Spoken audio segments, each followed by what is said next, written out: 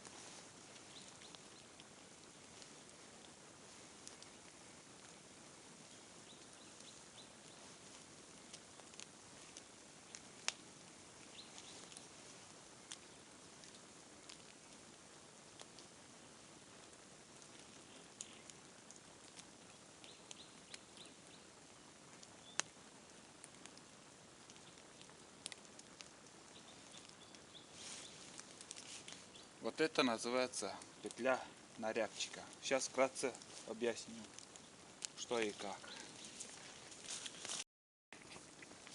Вот мы видим, это так вставляют петлю на рябчика. По коме это шорьялеч. Некоторые делают то же самое, но рябину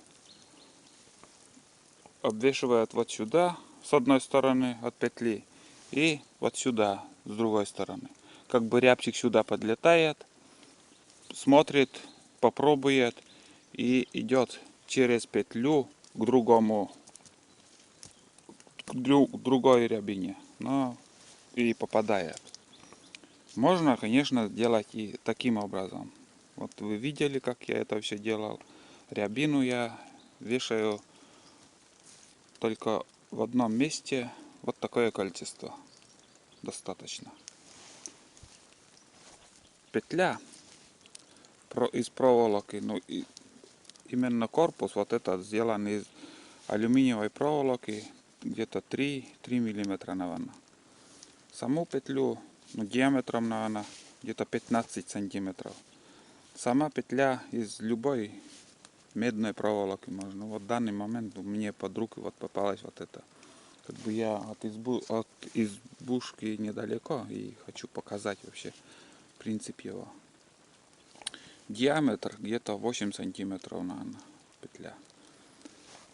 Таким образом ловят рябчиков. Рябчик подлетает, ему хочется попробовать, что-то там, он туда-сюда будет ходить через петлю, и петлю попадает, и все, кирдык ему. такие петли можно также ловить и крупную боровую дичь.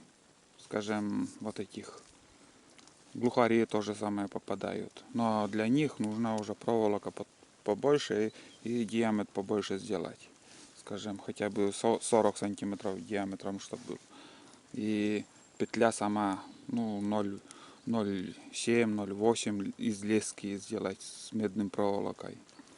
А иногда бывают такие петли подходит, он тоже ему интересно. Глухарь сядет там и идет вот по этому, по этой палке, короче. И он наступает вот на эту проволоку и так гнет. Если идешь и вот так согнуто, значит это так прошел глухарь. Все. Ему расплюнуть это, как бы задавить, придавить. Ну, в общем, как-то так. Петля уловистая, ловится рябчик в основном.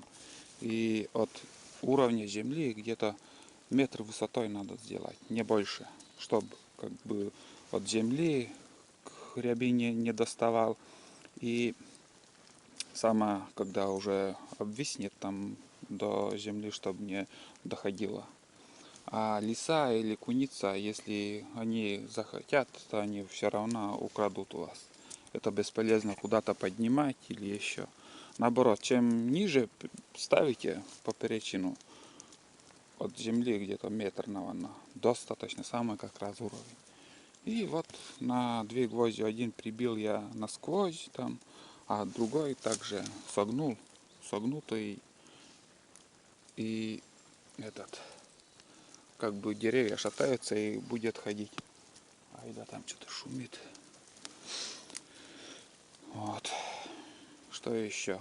И вот, как вы видели, еще я, ну, кору убрал у дерева, у этой палки я кору убрал. Для того, чтобы, ну, без коры, вот одну полосу так сделаешь, уберешь кору, и эта палка будет лет на 10 дольше,